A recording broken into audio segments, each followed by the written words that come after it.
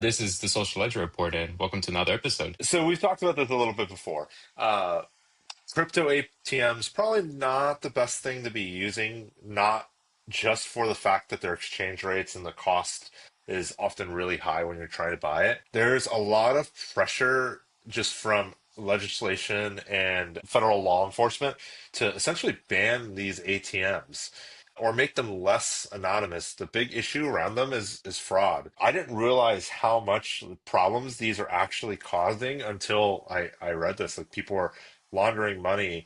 There's Oh well. also cases where essentially where you to go tell an old person to go to the ATM, get the crypto and then send it to somebody. Oh, Like this is happening all over the world.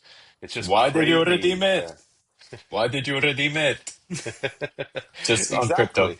They'll tell you to go to the ATM, get the crypto, send it to this address, and then that money's gone. Like there's no way to get it back for people. Like whereas an exchange Yeah, might stop you and tell you like, hey, this is a problem or don't do that. You know, Coinbase is going to be like, hey, that's a high fraud wallet.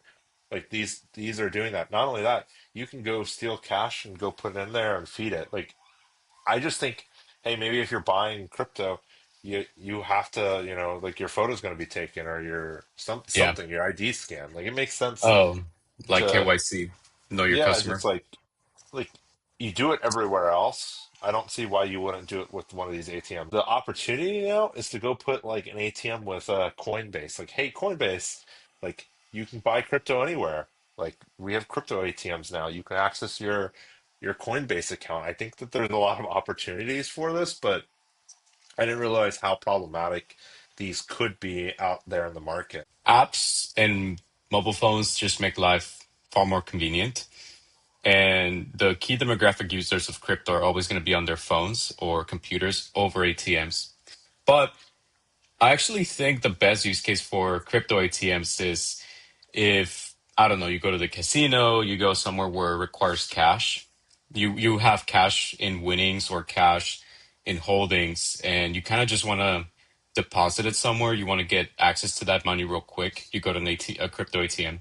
You deposit into a regular ATM, it's going to take at most 3 business days just to get your money. But with a crypto ATM, you can get it in seconds. So if you're like in a casino, and that's probably not a good example, but if you're anywhere where you want to turn your immediate cash into digital money, then you go to that crypto ATM. The I best use case I I can guess think I of right could now is a see that. casino. You see what I mean?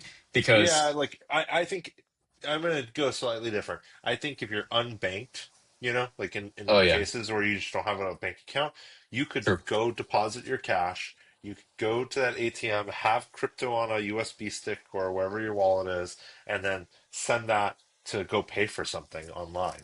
Like I think that there's use Yeah. cases for it.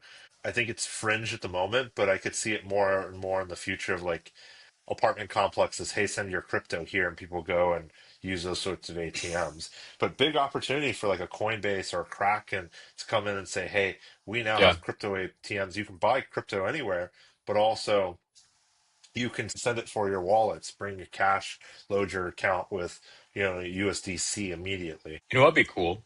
So before I got into being an entrepreneur, I've looked into having my own vending machine and maybe looking at a laundry business because that's cold hard cash and it's like in some cases profitable. I wonder if it's possible if we could get our own ATMs as like freelancers almost, like the way you would get a vending machine and you just collect processing fees and everything.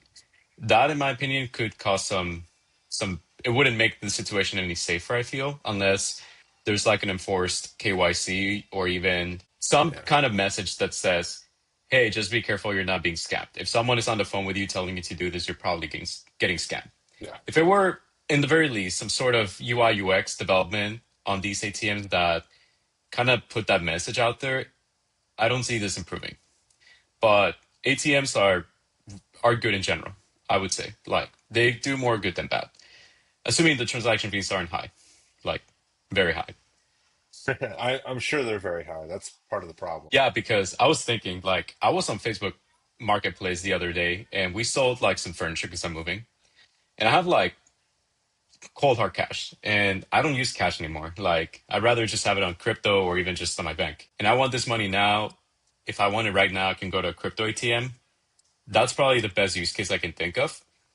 Assuming I don't pay like, I don't know, like 30% transaction fees. I forget what the transaction fee is like, but I bet you that would they're be a like good use four case. or 5%. Like Perhaps. it's that seems reasonable. Like, but I think what they do if like crypto right now is like 117 for Bitcoin, Yeah. they would say it's 11680, or Yeah, like there's a spread. 116,900. Yeah. Um, I don't know. Like, I would love to do something with like an ATM. That'd be kind of fun. I would love to load it into like stable coins, like sell the wallets next to it and be like, here, buy a ledger. And then, hey, get USDC, stuff like that. That'd be kind of cool to do. That'd be fun. Best Buy already sells Ledger cold wallets. So Hmm. it'd be fun if they put a Bitcoin ATM there. Be like, hey, you want some Bitcoin? Here you go. That cool activation for a company one day. Like, Yeah, essentially sell the ledgers and be like, hey, we'll give you free Bitcoin if you come do that over here. You got to sign up for this app. Some future marketing for us.